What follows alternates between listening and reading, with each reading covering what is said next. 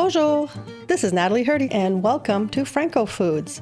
Today we're making a quintessential French food, crepes. I will be preparing two different types. A savory crepe, which the filling will be chicken and broccoli in a bechamel sauce, and 4 different sweet crepes.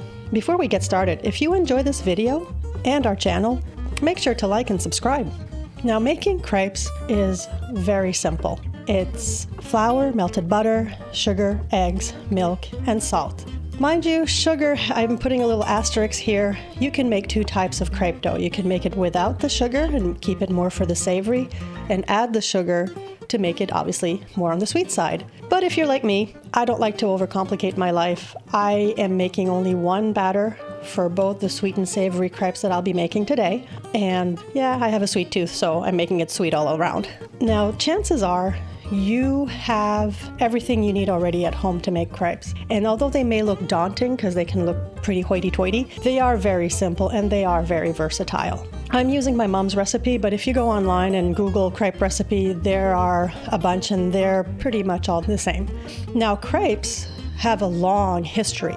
They started off in the 13th century in Brittany in France. The original crepes were made with buckwheat flour. And the part of the reason why everything was so rocky, nothing really was growing there except for buckwheat. Buckwheat was readily found.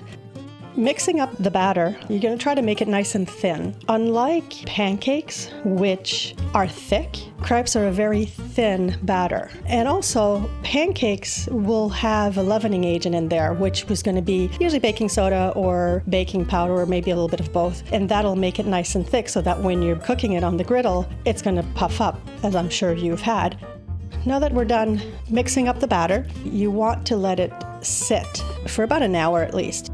So while my batter is sitting and waiting to be ready to use for the crepe to be cooked, I am going to prepare the filling, at least for the savory. There are so many different fillings that you can do with crepe. It's one of those things that if you're stuck, you want to do a nice meal for someone that looks impressive but is actually easier than it looks, you can really dress up a crepe. Like, for example, do a lemon dill sauce and you put lobster in and boom, you have got a lovely seafood crepe.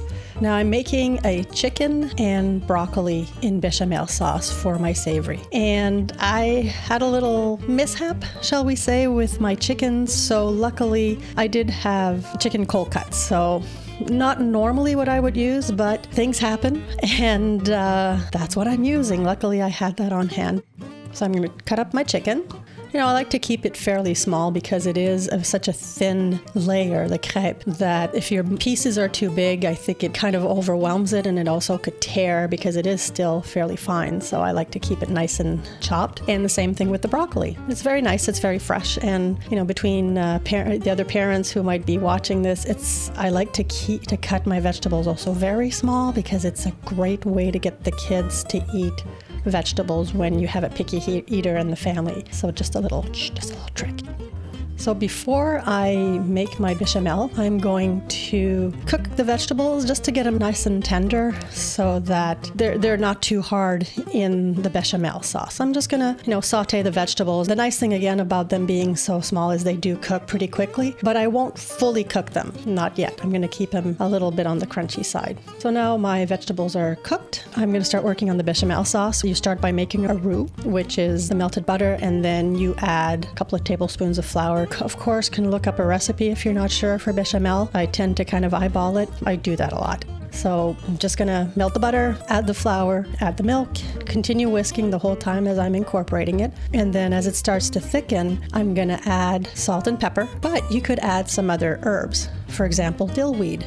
And now that it's thickened up a bit, I'm gonna add my filling vegetable and my chicken in this case, and just let it cook slowly. I'm gonna let it simmer until everything is cooked.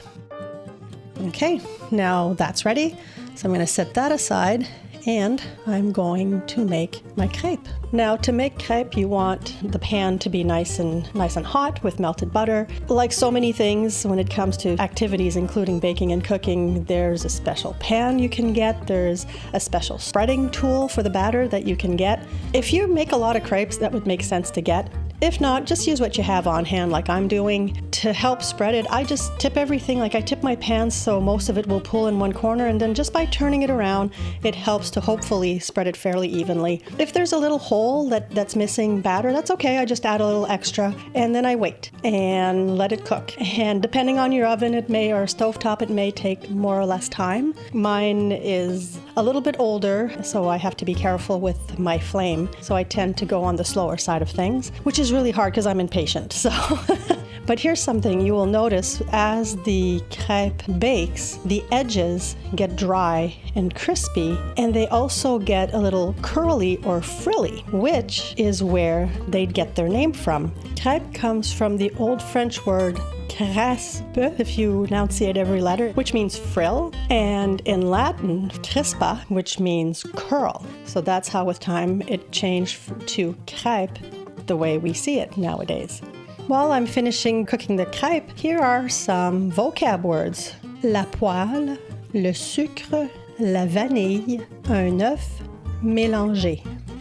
One of the fun things about doing this project is to research about all the different foods and their French influence and their connection in the world. And crêpes are found in several countries. They might not be called crêpes. They might not be exactly the same. They might use different flours. And they might even have a little bit of a different thickness, but the concept is still, I guess, akin to what we call a crêpe. Okay. Everything's done now. I am ready to assemble the crepe. This is what my family and I are having for dinner tonight, and there's 4 of us, so we're each getting a crepe, and I'm gonna accompany it with a nice side salad. I'm gonna put the filling in the crepe, and then I fold them nicely and put them on a plate ready to be served. Now, the crepe stuffed this way, you could, if you wanted to, you could put the crepe, you could put them in a casserole dish.